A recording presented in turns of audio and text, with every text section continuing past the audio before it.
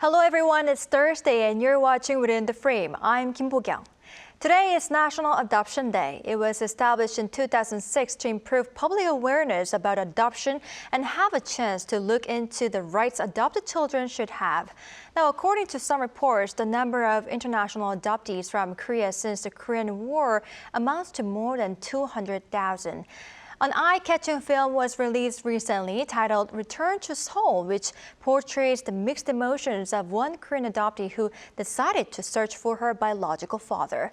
Today, the film's director, Davy Chou, joins us via Zoom to shed more light on what international adopted children have to go through when looking to trace back their own roots. Director Chou, welcome to the program. Hi everybody. Hi. Now, first of all, could you give us a brief outline of the film and the reason why you decided to talk about adopted children? I mean, especially Korean adoptees.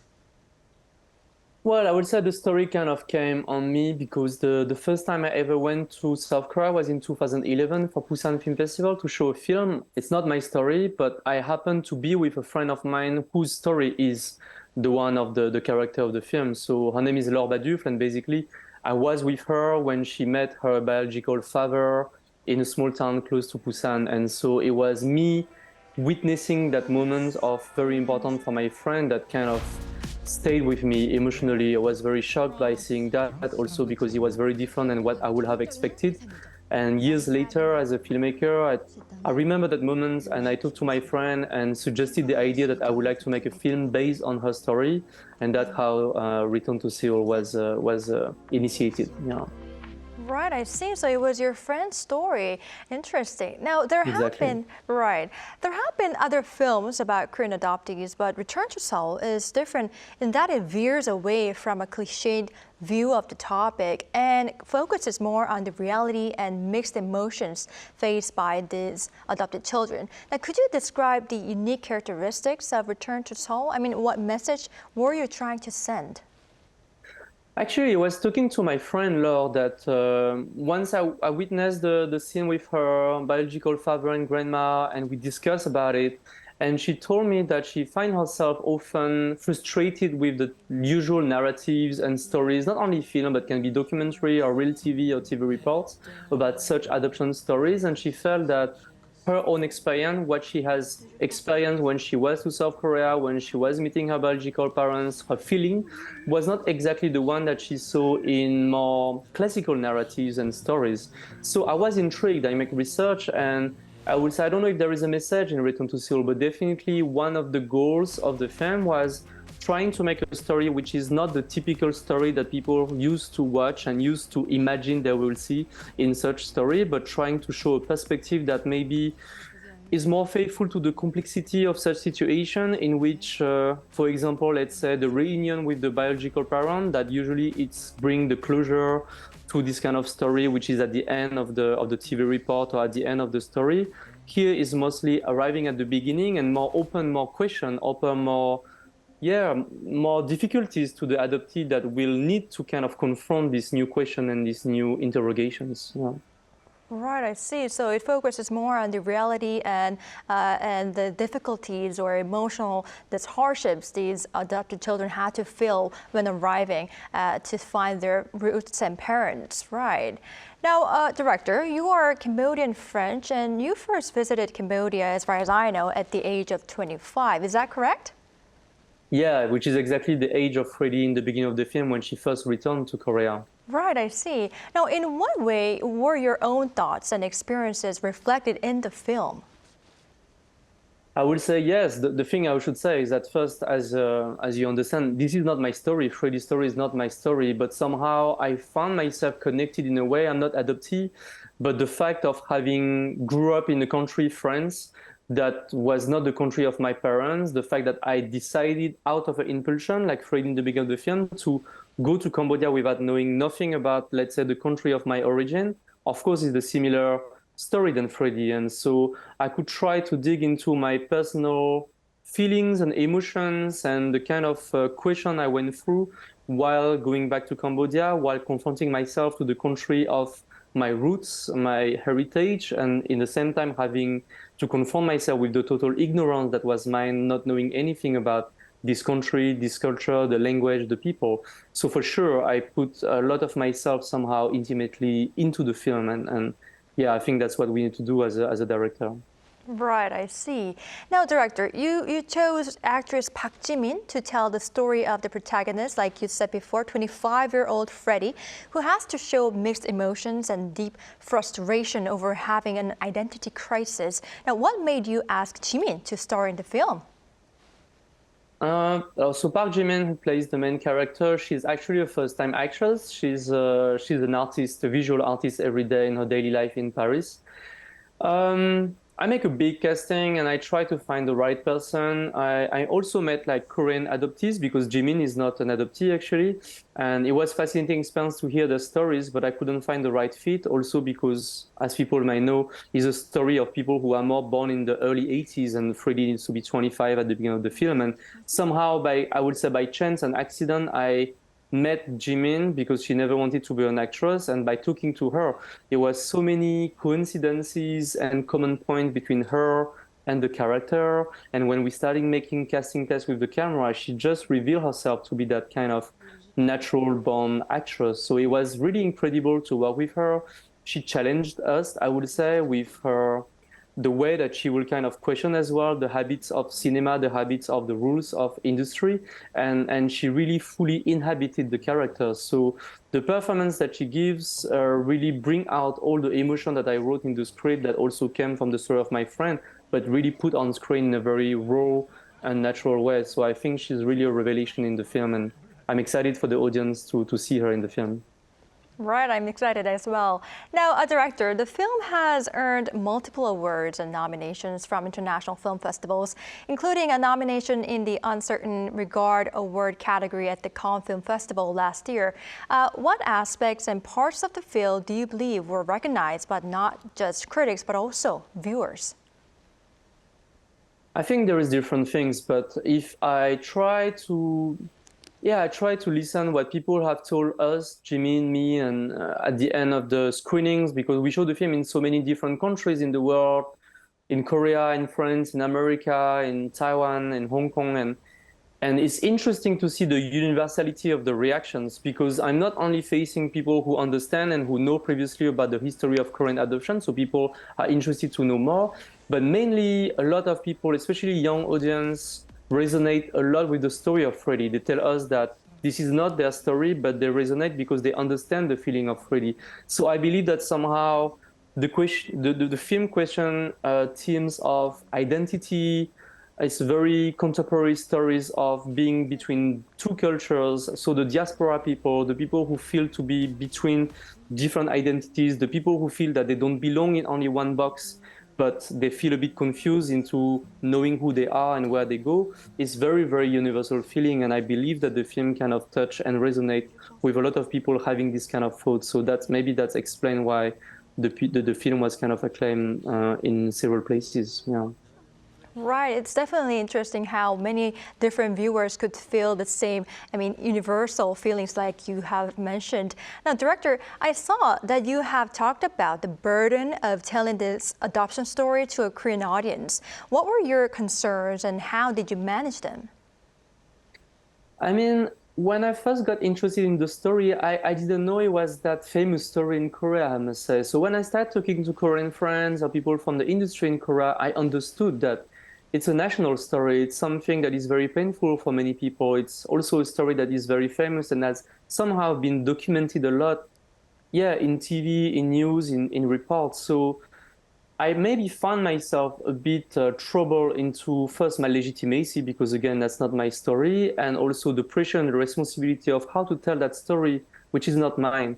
So I try to answer to that by work. This means that I make a lot of research. I met a lot of adoptees. I also went to some adoption centers to discuss with the staff, to understand their perspective. I don't want to judge anybody through the film. I just try to be the most faithful possible into telling the story of Freddie, which is not the story of every adoptee, it's the story of her, but I hope that it resonates with people.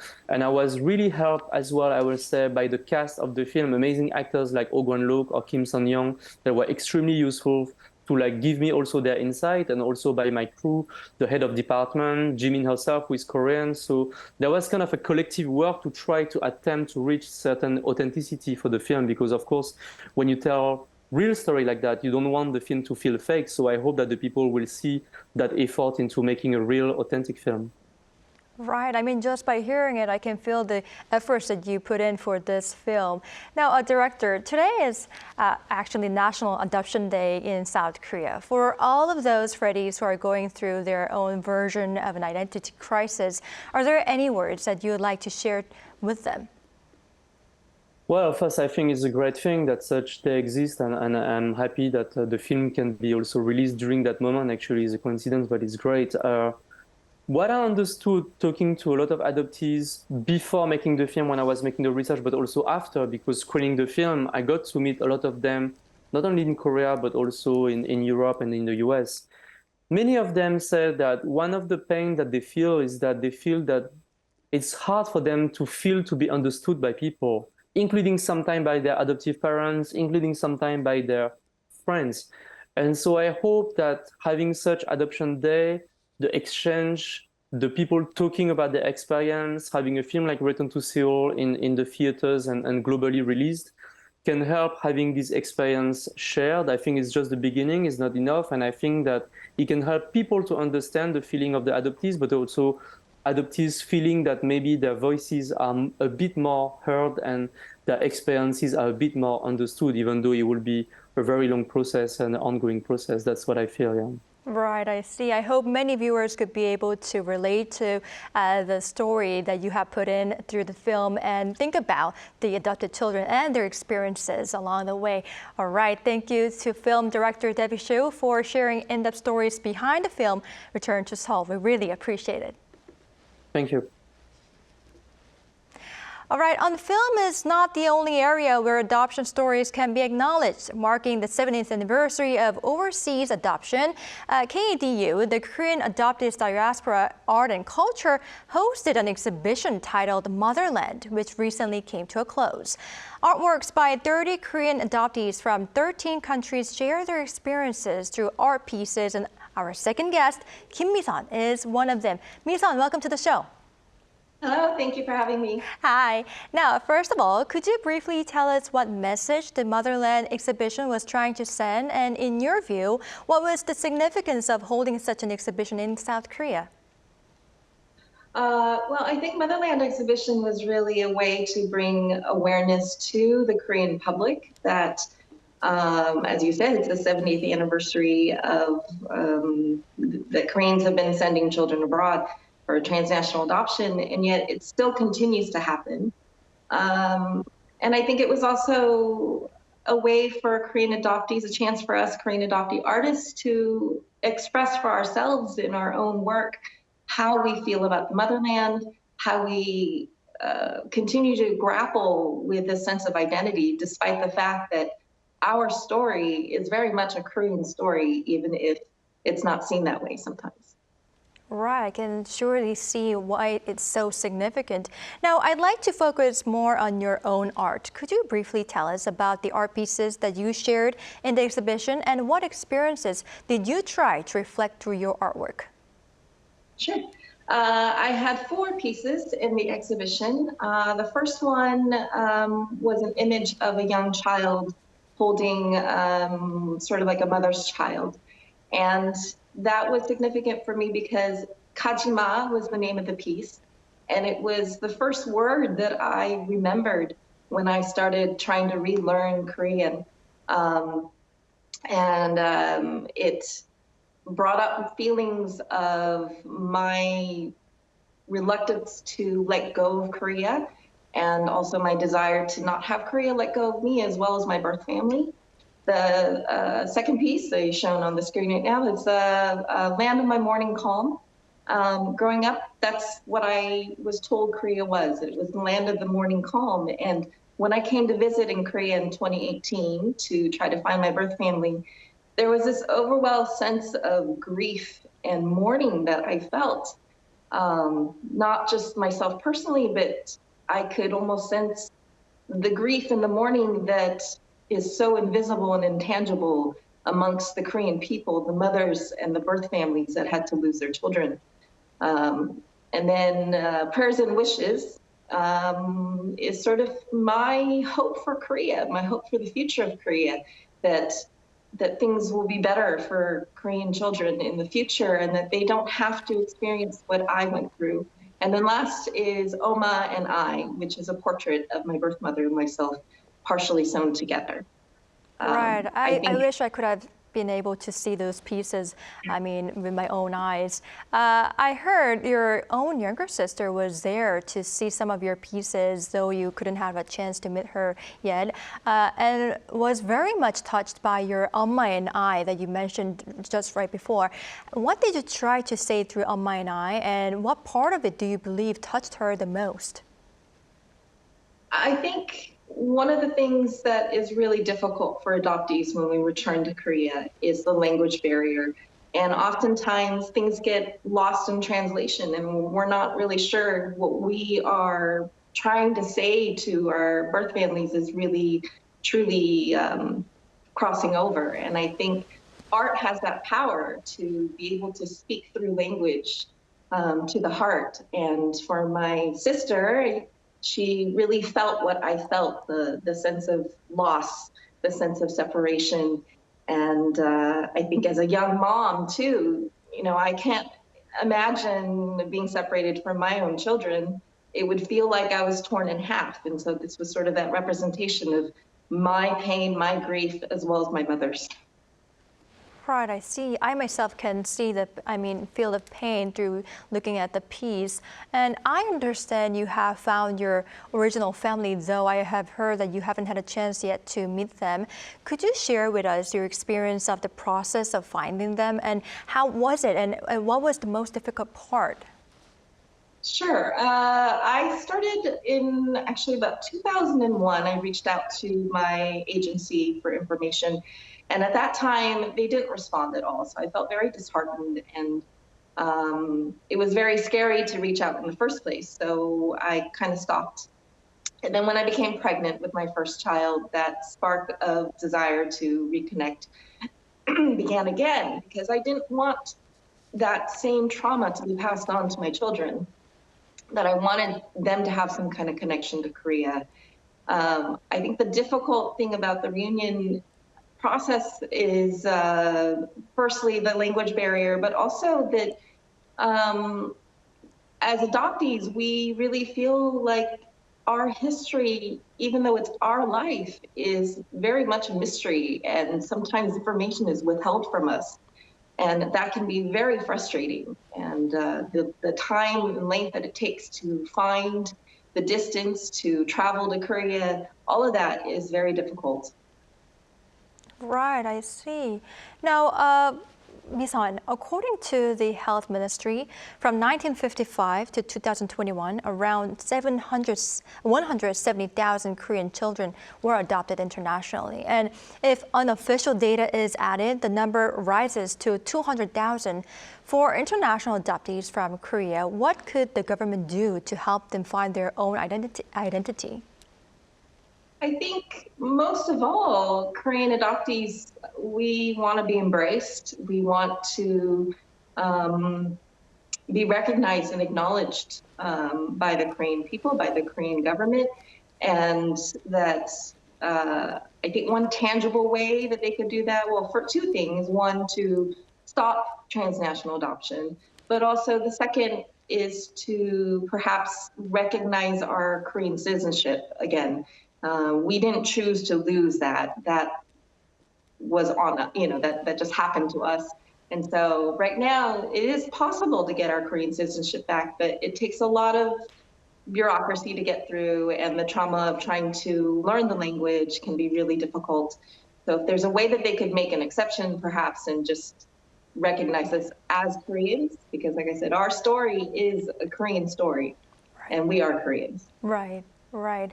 Like our Misan said, I really hope that all the adopted children could be recognized and could get help if they need to find their own identity and find their own roots. All right. Thank you for sharing your experience and thoughts, Misan. We really appreciate it. Thank you very much for having me. All right, that's all for Within the Frame tonight. We will be back tomorrow with more in-depth stories. Thank you for watching and goodbye.